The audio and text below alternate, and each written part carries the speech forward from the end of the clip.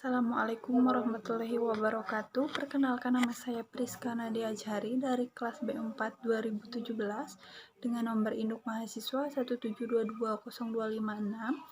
Video ini saya buat untuk memenuhi UTS Human Resource Management. Hari ini saya akan membahas tugas 1 sampai 5. Tugas 1, manajemen sumber daya manusia dan tantangan-tantangannya. Manajemen sumber daya manusia merupakan suatu proses menangani berbagai masalah pada ruang lingkup karyawan, pegawai, buruh, manajer, dan semua tenaga kerja yang menopang seluruh aktivitas dari organisasi, lembaga, atau perusahaan untuk mencapai tujuan yang telah ditetapkan. Tujuan manajemen sumber daya manusia: yang pertama, melakukan pengawasan dan evaluasi. Yang kedua, melakukan evaluasi terhadap kinerja karyawan. Yang ketiga, melakukan upgrade strategi. Yang keempat, melakukan peninjauan. Yang kelima, melakukan riset. Tantangan manajemen sumber daya manusia: yang pertama, tantangan ekstern atau lingkungan. Yang kedua, tantangan intern atau keorganisasian. Yang ketiga, tantangan individual atau profesionalitas. Dan yang keempat, tantangan manajemen sumber daya manusia lainnya seperti manajer dan para manajer pembantunya yang belum paham mengenai fungsi dan tujuan dan kontribusi dalam mengembangkan organisasi. Yang kedua, manajer dan para manajer bawahannya tidak menyadari dan kurang memahami tanggung jawabnya dalam mengelola sumber daya manusia di lingkungannya masing-masing. Dua, praktek-praktek manajemen sumber daya manusia. Yang pertama, internal career opportunities, mengacu penggunaan internal labor market untuk memenuhi kebutuhan tenaga kerja perusahaan dibanding tenaga kerja dari eksternal. Yang kedua, training sistem formal, mengacu pada pelatihan formal yang diberikan kepada karyawan. Yang ketiga, sistem penilaian kinerja yang didasarkan pada hasil kerja ataupun perilaku kerja. Yang keempat, profit sharing plan, pembagian hasil berupa material yang didasarkan pada kinerja organisasi.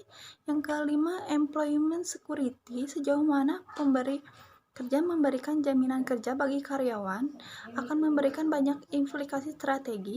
Yang keenam, voice mechanism, bentuknya adalah formal grievance system dan partisipasi dalam pengambilan keputusan. Yang ketujuh, job definition, pendefinisian jabatan yang jelas akan membantu karyawan memahami tugas dan fungsinya secara baik sehingga dapat dipastikan bahwa karyawan tidak akan melakukan aktivitas pekerjaan yang tidak terkait dengan fungsi dan tugasnya. Tiga, analisis dan desain pekerjaan. Desain pekerjaan membantu dalam menjelaskan pekerjaan apa yang harus dikerjakan, bagaimana mengerjakan pekerjaan tersebut, berapa banyak pekerjaan yang harus dilakukan, dan bagaimana ketentuan yang harus dijalankan sehingga pekerjaan tersebut dapat diselesaikan. Ada beberapa cara dalam mendesain pekerjaan. Yang pertama, pilih pekerjaan yang akan diperbaiki. Yang kedua, dapatkan semua data atau fakta mengenai pekerjaan tersebut. Yang ketiga, pertanyakan setiap rincian pekerjaan dari masing-masing bidang pekerjaan. Yang keempat, hasil alternatif dan kembangkan metode kerja yang lebih baik untuk mendapatkan desain pekerjaan yang paling efektif dan efisien. Analisis pekerjaan merupakan tahap lanjutan setelah sebuah organisasi selesai mendesain sebuah pekerjaan. Analisis pekerjaan merupakan studi sistematis mengenai tugas, kewajiban, tanggung jawab dari suatu pekerjaan, pengetahuan, kemampuan, serta keahlian yang dibutuhkan untuk mengerjakan suatu pekerjaan. Ada 3 tahapan dalam menganalisis pekerjaan. 1. Mengumpulkan informasi. 2. Menganalisis dan mengelola informasi jabatan. 3. Menyusun informasi jabatan dalam suatu format yang berlaku. 4. Perencanaan sumber daya manusia. Perencanaan sumber daya manusia merupakan proses perencanaan sistematis untuk memaksimalkan sumber daya manusia sebagai aset utama perusahaan.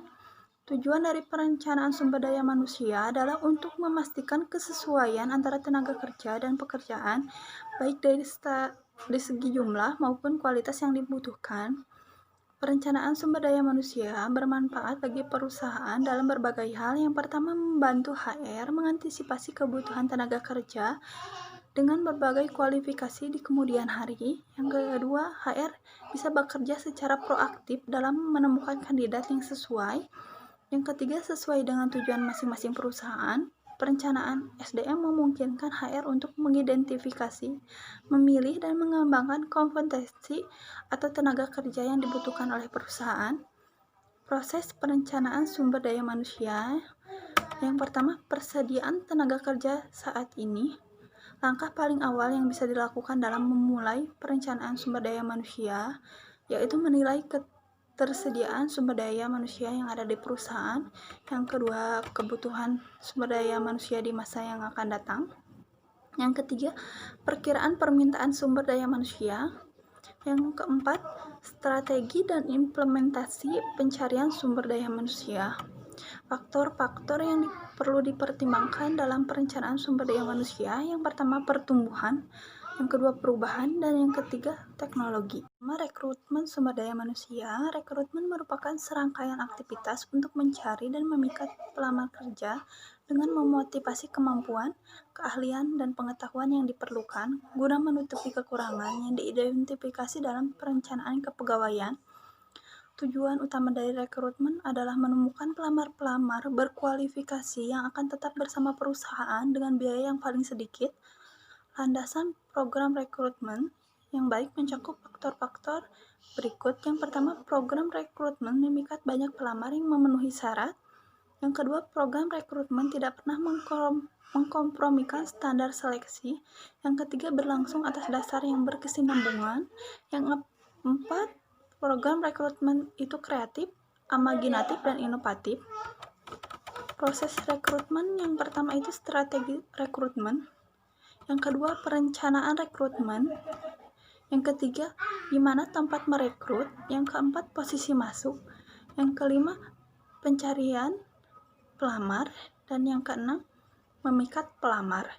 Kendala rekrutmen.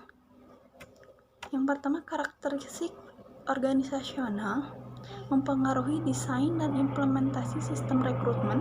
Yang kedua, citra organisasi pelamar kerja biasanya tidak berminat dalam mencari lapangan kerja dalam suatu organisasi. Kebijakan organisasional, informasi analisis pekerjaan, dan perencanaan kepegawaian mengarahkan perekrut dalam mengambil keputusan mengenai sumber dan saluran rekrutmen yang tepat serta mengevaluasi proses rekrutmen. Penjelasan dari saya. Assalamualaikum warahmatullahi wabarakatuh.